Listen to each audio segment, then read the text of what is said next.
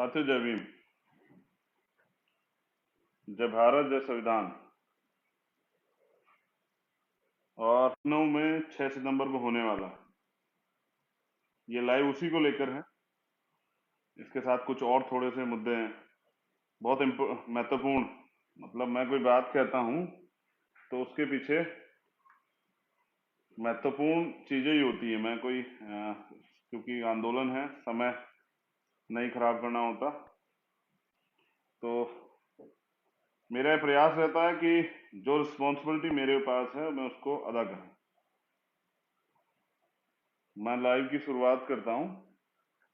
करुणा के सागर तथागत गौतम बुद्ध, संत श्रोमणी सतगुरु रविदास जी महाराज, भगवान वाल्मीकि महाराज, गुरु नानक देव, संत कबीर, गुरु घासीदास, छत्रपति साहू जी महाराज, शिवाजी महाराज, राष्ट्रपिता ज्योतिबा फूले, पेरियार रामास्वामी नायकर, पेरियार लाल यादव, नारायणा गुरु,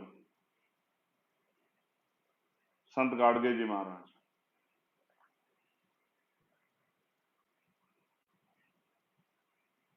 जननायक कपूरी ठाकुर, बाबू जगदेव प्रसाद कुशवाहा, राम स्वरूप वर्मा जी, चौधरी चरण सिंह, एक बड़े नेता है। मैं आज उनका नाम क्यों ले रहा हूं, इस पे हम भविष्य में चर्चा करेंगे। मैं अक्सर इनका नाम लेता हूं क्योंकि एक उस समय के एक बड़े नेता जो सिर्फ किसानों के नेता नहीं थे, दलितों के, पिछड़ों के, वंचितों के, मजदूरों के नेता थे। उसके साथ साथ माँ रमाबाई, माँ उदादेव पासी, माँ सावित्रीबाई फूले, माँ अवंतिकाबाई लोधी, झलकारी बाई, माँ फातिमा शेख,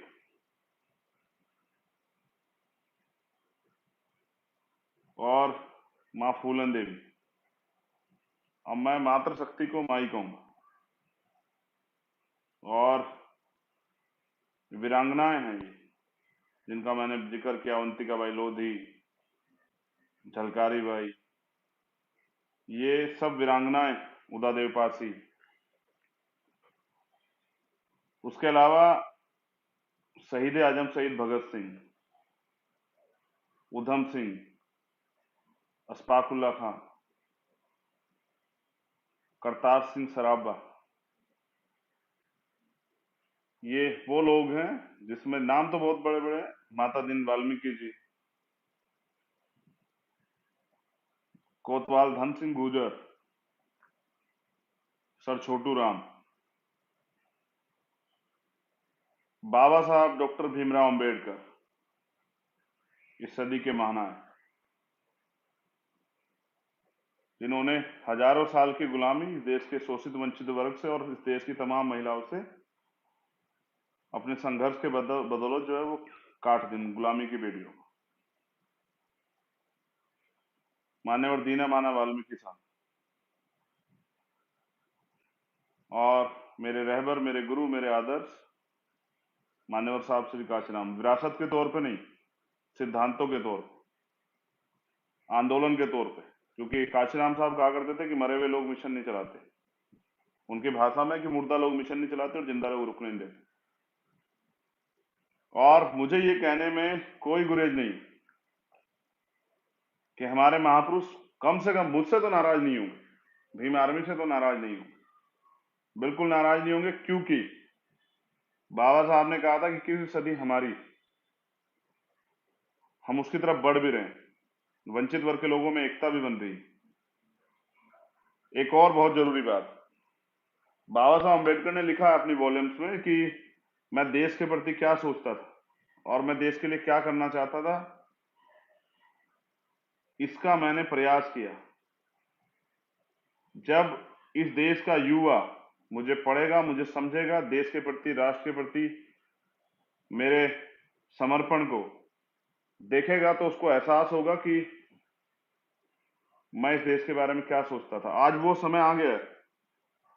अब बाबा साहब के लिए तो मैं कहूंगा कि वो हमसे नाराज नहीं होंगे, क्योंकि बाबा साहब अम्बेडकर ने 18 मार्च 1956 को ये कहा था आगरा में कि मुझे मेरे पढ़े लिखे लोगों ने धोखा दिया, और रोते उन्होंने कहा कि अगर आप इस कारवा को आगे नहीं ले जा सकते तो पीछे मत जाने देना। देखिए, राजनीतिक रूप से जिनके नेतृत्व में गया, मैं उनकी बात नहीं कर रहा हूँ, बिल्कुल साफ तौर पर कह रहा हूँ, लेकिन सामाजिक रूप से आंदोलन को, बहुजन आंदोलन को हमने कमजोर नहीं पड़ने दिया, उसमें धार दी है। उसका कारण है कि भारतीय जनता पार्टी और आरएसएस के लोग मजबूर हुए हैं, जिन्होंने कभी दलित पिछड़ों की बात नहीं की। दलित पिछड़ों के लिए जो लोग जो उनसे दुर्भावना रखते हैं, उसको मैं सारी डिटेल्स आज बता दूंगा इसी लाइव में।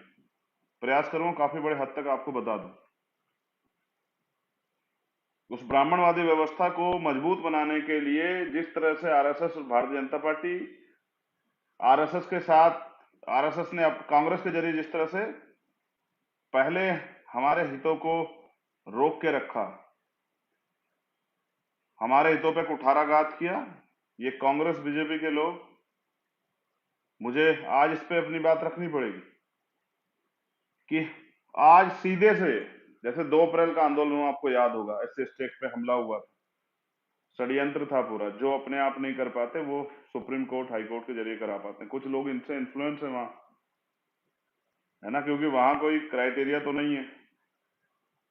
अभी 9 सुप्रीम कोर्ट के जज बने हैं, जिनमें महिलाएं भी हैं।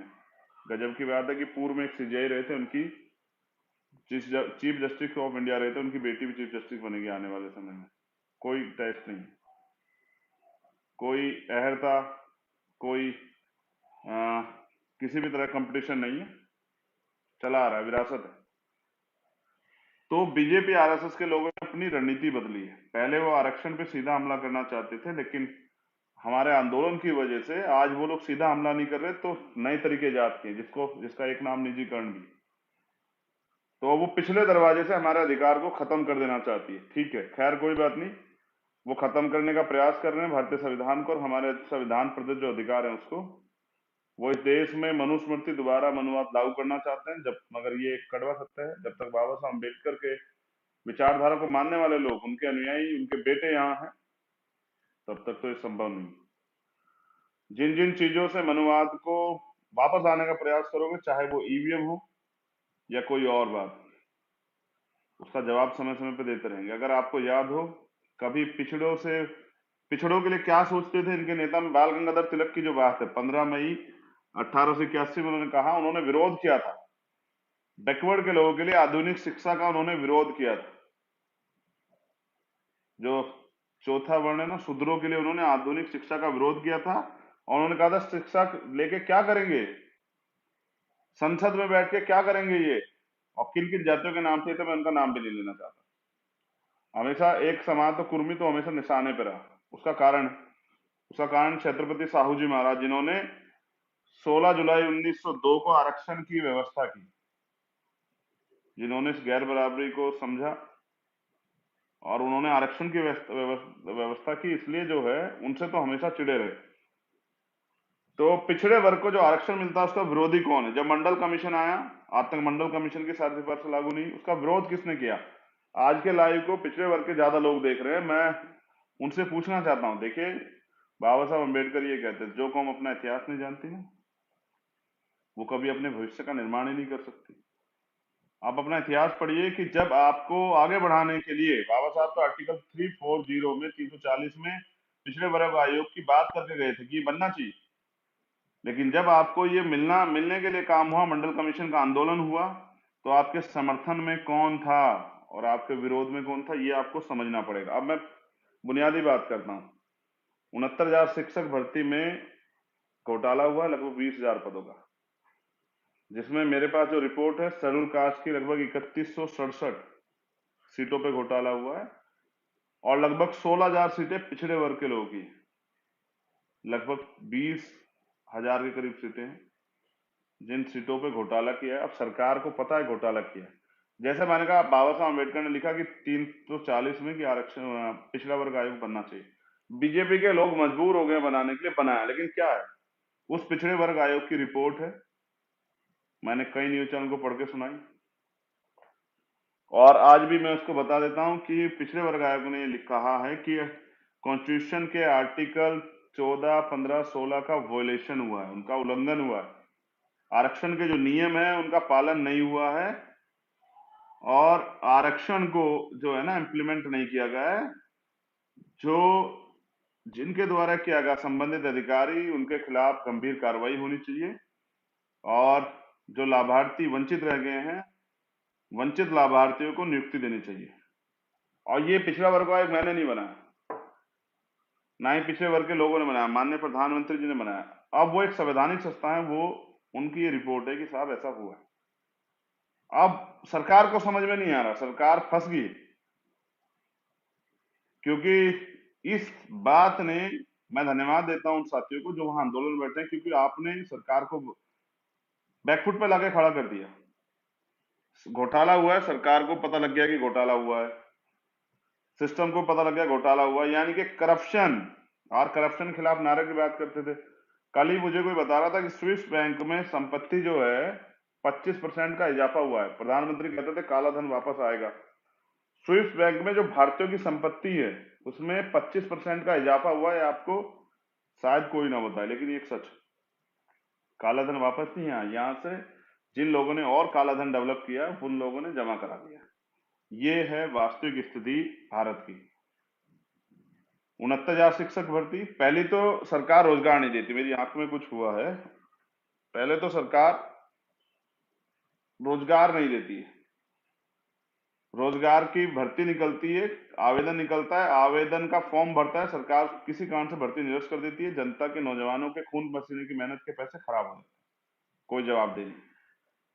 सरकार का एक पैसा होगा वो सरकार लेगी, जनता के, नौजवानों के मेहनत के, उनके उनके परिवारों के 500-500 रुपए की फीस फार्मों में जमा होती है, सुनने। कुछ भर्तियां जो हैं जब शुरू होती हैं तो उसके बाद उनके जब पेपर होते हैं, मेहनत करते हैं, उससे पहले पेपर लीक करा देती है सरकार। ये भी अभी हुआ पीटी के एग्जाम में। जिस सरकार पे पेपर नहीं संभल रहा वो प्रदेश की जनता को कैसे संभालेगी? तो पेपर लीक हुआ, और पेपर लीक के बाद अब उसको मैनेज करने, जैसे कोरोना में इतने लोग मरे, उसको सरकार फिर मैनेज करती है, फिर उसको मैनेज करने में लगी हुई है। इतना सारा सिस्टम होते पेपर कैसे लीक हुआ? तो किसने कराया ना, एक और घोटाला। चलिए पेपर लीक हुआ, पेपर लीक करके अपने चहितों को दे दिया, अब वो फिर भी पास नहीं हो पाते। जो मेरिट की बात करते हैं ना, उनके लिए मेरा संदेश कि सर रेस की लाइन एक कीजिए, कोई भी एक दलित पिछड़े वर्ग का अभ्यर्थी पकड़िए, उसको तैयार कीजिए, समय आप निर्धारित कीजिए, टेस्ट आप निर्धारित कीजिए, रेस की लाइन एक कीजिए, सुविधाएं उनको बराबर दीजिए, और फिर देखिए किसमें कितनी क्षमता है। फिर मेरिट की बात कीजिए हमसे और मुकाबला कीजिए, हम बताएंगे किसमें कितना दम। तो आप तमाम तरह से, आपके पास सारे संसाधन हैं, आपको पेपर भी मिलता है, सब कुछ मिलता है, फिर आप पास नहीं हो पाते। तो आपको पास करने के लिए आपकी चहीती सरकार हमारे बच्चों का हक डकारती है, और हमारी सीटें, जो संवैधानिक अधिकार आरक्षण में जो सीटें हमें मिली हैं, उन सीटों को छीन के देती है हमसे। ये है भारतीय जनता पार्टी का चाल चरित्र। ये है वो लड़ाई, जिस लड़ाई के खिलाफ हमने आंदोलन जो है ना शुरू किया। अब जब भी मंडल आएगा ना तो कमंडल भी आएगा। जब मंडल का आंदोलन शुरू हुआ तो इन्होंने, जब हम मंडल के लिए लड़ते हैं, अपने अधिकारों के लिए लड़ते हैं, तो मैं इस बात को शुरू करने से पहले एक बार आरक्षण पे जरा सी टिप्पणी करना चाहता हूं। जो बच्चे वहां बैठे हैं ना, वो पिछड़े वर्ग के बच्चे हैं, उनको समझ आया कि आरक्षण क्या। अभी पिछड़े वर्ग के लोगों को, शेड्यूल कास्ट के कुछ जातियों को समझ नहीं आया कि आरक्षण व्यवस्था क्या है। धीरे धीरे वो इसको पढ़ेंगे, जानेंगे। जैसे मैं कहता हूं कि देखिए, सब सिस्टम संविधान से चल रहा है, लेकिन संविधान में क्या क्या आर्टिकल हैं और कितने आर्टिकल हैं, क्या क्या आर्टिकल में किसको क्या क्या मिला है, क्या आपके मौलिक कर्तव्य, क्या मौलिक अधिकार है, जब आप उसको पढ़ने से जानो कैसे।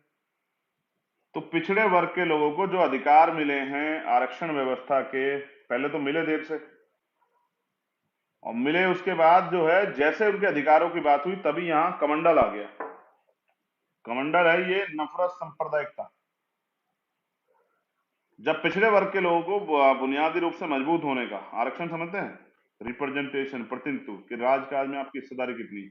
मैं बस आपको एक बार बता देता हूं कि आरक्षण व्यवस्था बेसिकली है क्या। आरक्षण व्यवस्था है कि इस देश में लगभग 2% सरकारी नौकरियां, 98% तो निजी सेक्टर पहले से ही, उसमें कोई आरक्षण नहीं। इन 2% सरकारी नौकरियों में सभी, जितनी देश के अंदर जितने जनसंख्या है, उस जनसंख्या के आधार पर आरक्षण व्यवस्था तय हुई थी, जिसमें पिछड़े और दलित वर्ग के लोगों को लगभग 49.5% आरक्षण मिला, इसलिए कि राजकाज में इनकी हिस्सेदारी होनी चाहिए। क्योंकि मैं आपको स्पष्ट तौर पे एक और सीधी लाइन बताता हूँ। सोचिए कोई जैसे अभी भारतीय जनता पार्टी सरकार है और इनकी सरकार में इनके चाहने वाले या इनसे जुड़े हुए लोग अपराध करते हैं, और अगर सिस्टम में हमारे लोग नहीं बैठे तो हमारे लोगों को न्याय कैसे मिलेगा?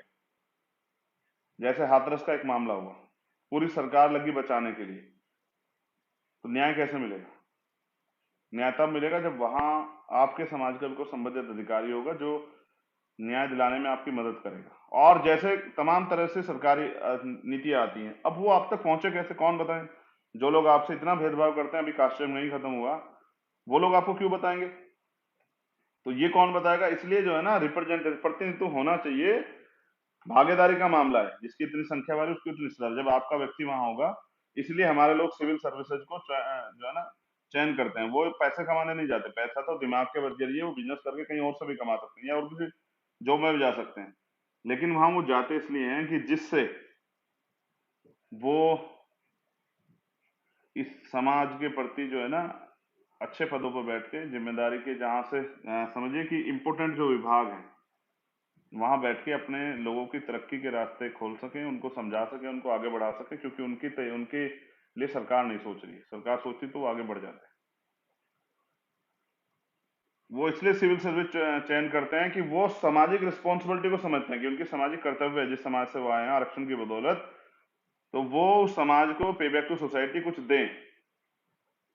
लेकिन ये क्रीमी लेआउट तमाम तरह की चीजें करके एक अधिकारी कर्मचारियों में और आम जनता में एक सामंजस्य वो खत्म करा दिया गया है। एक सरकार के द्वारा ये इस तरह का प्रचार प्रसार करते हैं, जबकि सच ये है कि हमारे जो लोग बैठे हैं उनको, जैसे मैं उत्तर प्रदेश की बात करता हूँ, उत्तर प्रदेश में लगभग 16 के करीब जो है, 16-17 आरक्षण के हिसाब से हमारे लोग बैठते हैं जो डीएम एसएसपी होने चाहिए, जिलों में तैनाती पे होने चाहिए।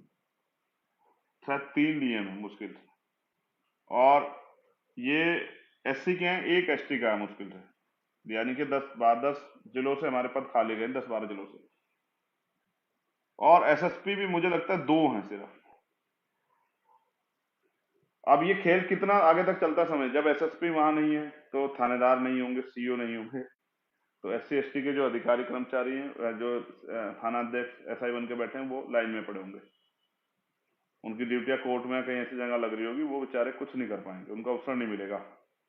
ठीक है। दूसरा, जो ये तो उसकी बात हुई। उसी तरह से जैसे डीएम हमारे नहीं है तो एसडीएम हमारे नहीं होंगे, एडीएम हमारे नहीं होंगे, और वो होंगे भी तो उनके पास पावर नहीं होगी, उनको ऐसी जगह शिफ्ट किया गया। ऐसे ही जैसे प्रमुख सचिव यूपी में आप समझे है ही नहीं। मैं यूपी की बात अभी कर रहा हूँ। जो सेक्रेटरी है वो नहीं।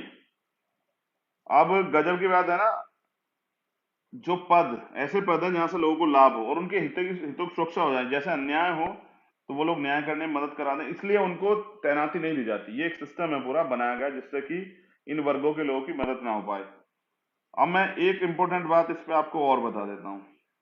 तमाम तरह से हमेशा योग्यता नहीं है, योग्य नहीं है, नॉट फॉर सुटेबल करके निकाल दिया जाता है।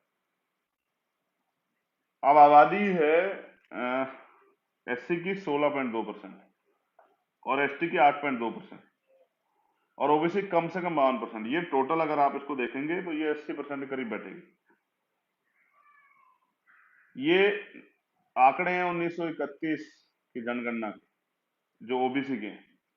इसके बाद बढ़ी होगी, कम नहीं हुई, समझ रहे हैं? इसके बाद ओबीसी की जनगणना नहीं हुई, लेकिन एससी की आबादी बढ़ी है, 22.5% अभी है। ये आंकड़े थे, लेकिन अब जब दोबारा आप जनगणना हो जाएगी तो आपको लगेगा 30% के लगभग होगी।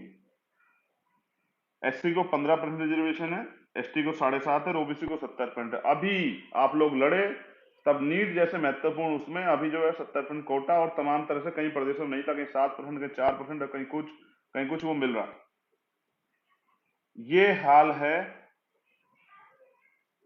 जो मैंने आपको आरक्षण व्यवस्था का बताया। अब देखिए, आर्थिक आधार पर आरक्षण लागू हुआ 10%। तमाम दलों ने स्वागत किया, होना भी चाहिए, राजनीतिक रूप से होना चाहिए, क्योंकि आपका स्वर्ण वोट चला जाएगा। उन्होंने किया, उनकी सोच है, उनकी रणनीति है। लेकिन मैं बता रहा हूं, जिस दिन से लागू, आप चेक करा लीजिए, जब से 10% आर्थिक आधार पर आरक्षण लागू हुआ है, उनको 10 का 10% मिलता है हर भर्ती में। लेकिन जब से आरक्षण व्यवस्था लागू हुई है, मुश्किल से 4% ओबीसी के लोगों को क्लास 1 में आरक्षण का लाभ मिला है, और 6% के लगभग एससी एसटी को आरक्षण का लाभ मिला है। उनके आरक्षण मतलब आज तक उनको पूरा नहीं किया गया, उनके कोटे को। क्यों नहीं किया गया भाई? आपने तो अपना तो आप करा रहे हैं, 10 का 10% जब से मिला है। और ये नहीं है, मिलता तो उनको पहले 52.5% है पहले से ही, क्योंकि आरक्षण का तो वो बनाया था ना कोर्ट ने मंडल कमीशन के बाद कि ये 50 से ज्यादा नहीं हो सकता है। लेकिन 10% पे आर्थिक आधार पर कोर्ट ने कुछ नहीं कहा। कोर्ट का अरे अपना निजी मामला है, अब उस पर क्या कहेंगे। कोर्ट ने कहा चलिए होना चाहिए। लेकिन मैं पूछ रहा हूं, जब मध्य प्रदेश में 27% की बात आती है तो फिर आपको दिक्कत क्यों हो जाती है? और ये बेसिकली क्या है ना, 52% लोगों को 27% दोगे तो लड़ाई होगी ना। 52% लोगों को 52% क्यों नहीं देते हो भाई? 4 आदमी भूखे हैं, 4 रोटी देते हो एक एक खा लेते हैं, 2 देते हो तो आधी आधी खा लेते हैं, 1.5 देते हो कैसे वो करेंगे? इसलिए जो है ना, आप चाहते नहीं है क्योंकि आपकी नीयत नहीं है। अब सुप्रीम कोर्ट के जजों की बात करते हैं, कुल 34 जज है। ये मुझे पता है कि ये शायद आज से पहला आंकड़ा हो सकता है, इस पे मैं देगा। लेकिन बस बताने का जरिया क्या है कि एससी के 2 हैं, एसटी का कोई नहीं, और ओबीसी का तो ओबीसी के 2। ये इतनी बड़ी आबादी के हाल, यानी कि आप में क्षमता नहीं है। आप सुप्रीम कोर्ट हाई कोर्ट के जज नहीं बन सकते। आप जो हैं, जो तिलक कहते थे ना, क्या करेंगे जाके वहां सुप्रीम कोर्ट में बैठ के? क्या करेंगे संसद में बैठ के? क्या करेंगे? अपना जो पैतृक जो इनका काम है उसको करना चाहिए इनको। तो भारत सरकार में जो सबसे बड़े अफसर हैं, यानी कि सेक्रेटरी 89, एक एससी का है, 3 एसटी के हैं, ओबीसी का एक नहीं। ये 2019 के आंकड़े हैं सर। ओबीसी का 52% आबादी का एक भी सेक्रेटरी नहीं है सेंट्रल सेक्रेटरीट में, केंद्रीय सचिवालय में। बुरा लगना चाहिए आपको, होना भी चाहिए, बुरा लगे, लेकिन बुरा लगने से कुछ नहीं होगा ना, बदलना पड़ेगा। अब मैं बात करूंगा देश के केंद्रीय विश्वविद्यालयों की। 40 केंद्रीय विश्वविद्यालय हैं, एक एक 2020 तक का आंकड़ा है सर। प्रोफेसर 269, 269, ये ओबीसी का है। मौजूदा कार्यरत हैं 9, 260 पद खाली पड़े।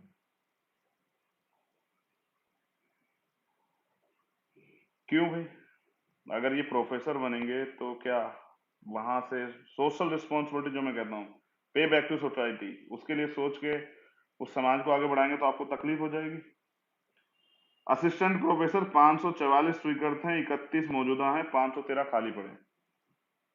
और असिस्टेंट एसोसिएट प्रोफेसर, तो जिनकी बात मैंने असिस्टेंट प्रोफेसर की बात करें, 2178 स्वीकृत है, 1267 मौजूदा हैं, 911 पद खाली पड़े। ये खाली पद आपने क्यों रखे हैं? क्योंकि आप देना नहीं चाहते। ये आरएसएस, भाजपा का, कांग्रेस का चाल चरित्र है, हमें इसे समझना पड़ेगा। और जैसा मैं आपको कह रहा था, इंपोर्टेंट जो डिपार्टमेंट है उसमें अधिकारियों कर्मचारियों की नियुक्तियां नहीं होंगी, उनको तैनाती नहीं मिलेगी, क्योंकि वो अपने लोगों का भला ना कर दें।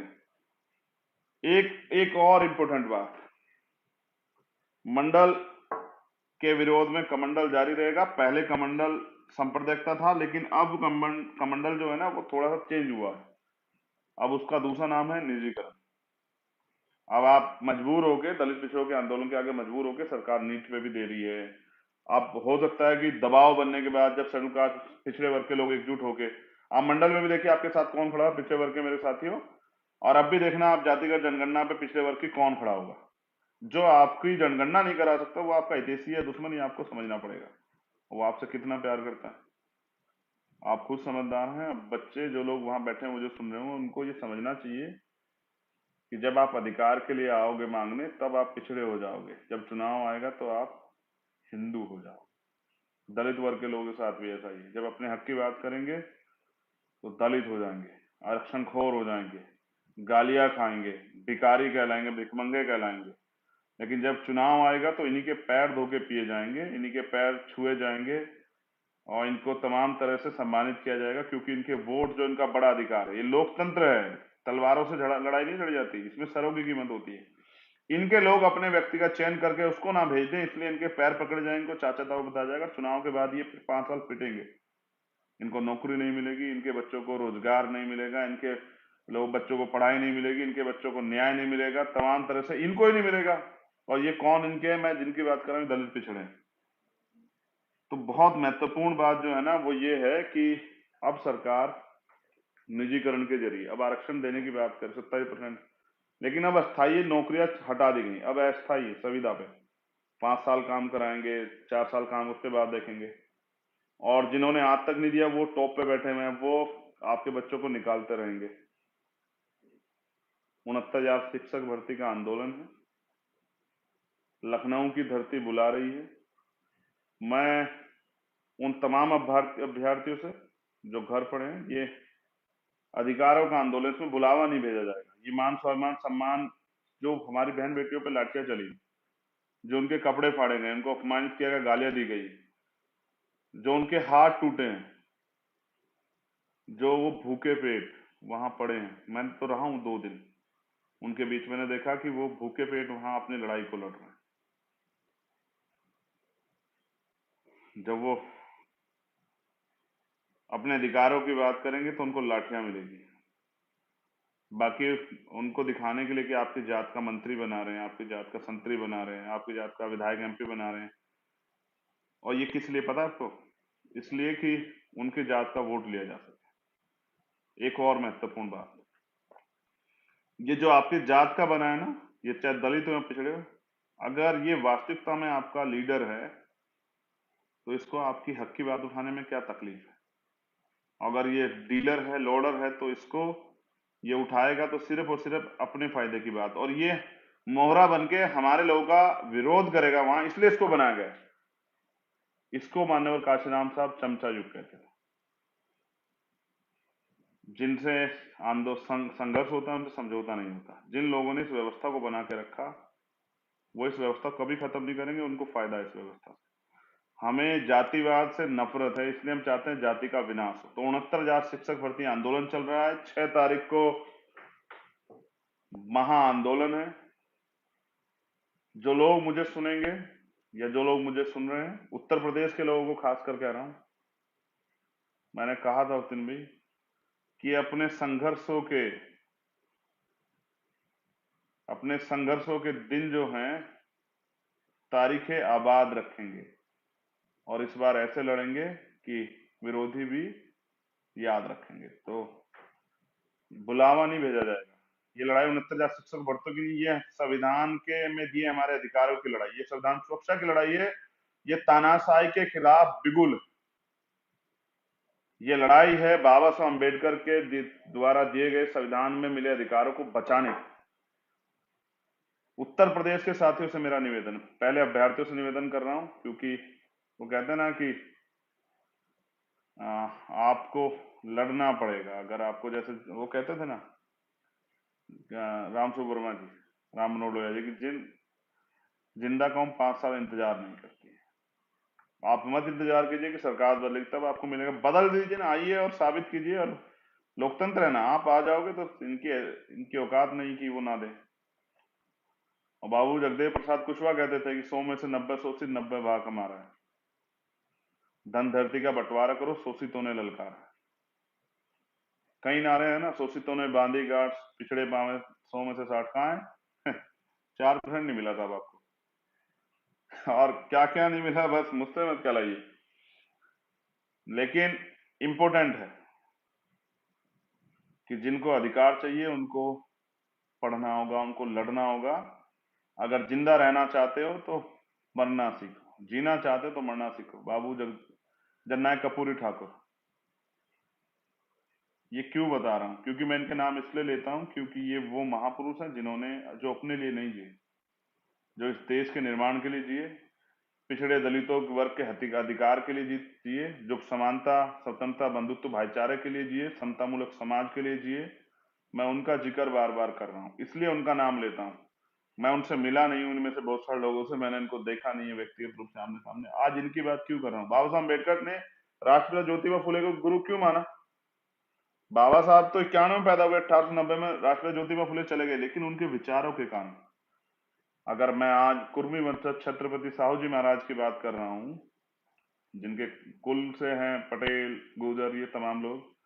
इसलिए क्योंकि वो सामाजिक न्याय के योद्धा थे। उन्होंने 1902 में गैर बराबरी के खिलाफ और अवसर के लिए आरक्षण व्यवस्था किया। मैं राष्ट्रपिता ज्योतिबा फूले, सैनी, साक्य, केशव, मौर्य, कुशवाहा, अगर मैं इनकी बात कर रहा हूं तो इसलिए कर रहा हूं क्योंकि ये वो कुल है जिसने राष्ट्रपिता ज्योतिबा फूले और क्रांति सूर्य और मां सावित्रीबाई फूले हमें दी, जिन्होंने वंचित वर्ग की बेटियों को, बेटों को पढ़ने का अधिकार दिए, अपमानित होकर अन्याय सह के भी स्कूल खोले।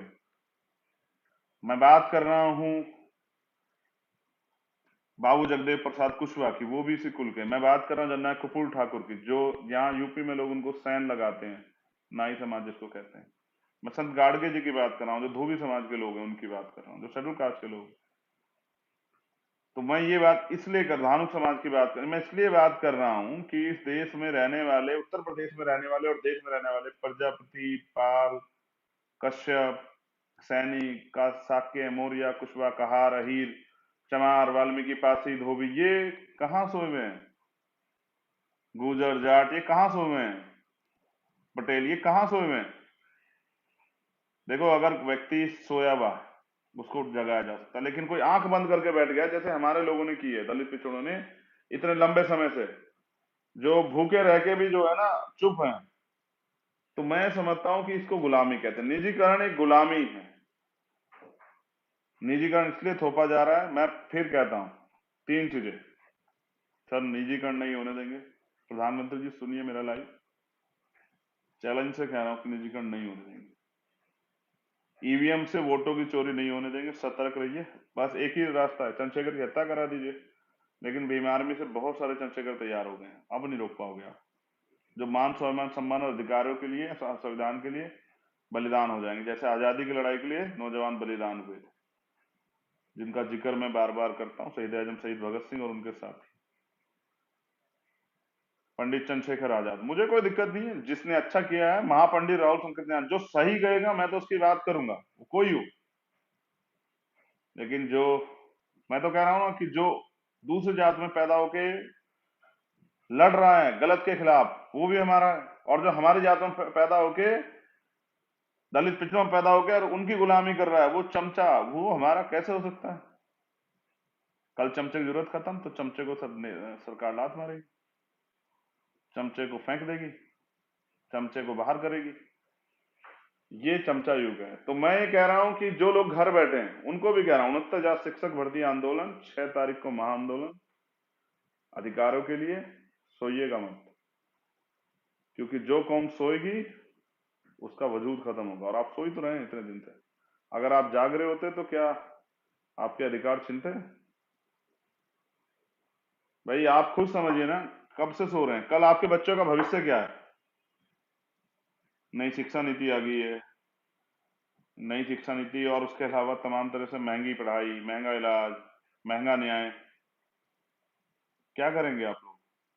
रोजगार के अवसर समाप्त हो जाएंगे, तानाशाही चलेगी, प्राइवेट का मालिक जब चाहे निकाल देगा। आपके बच्चों को आप पढ़ा रहे हैं, क्या करेंगे?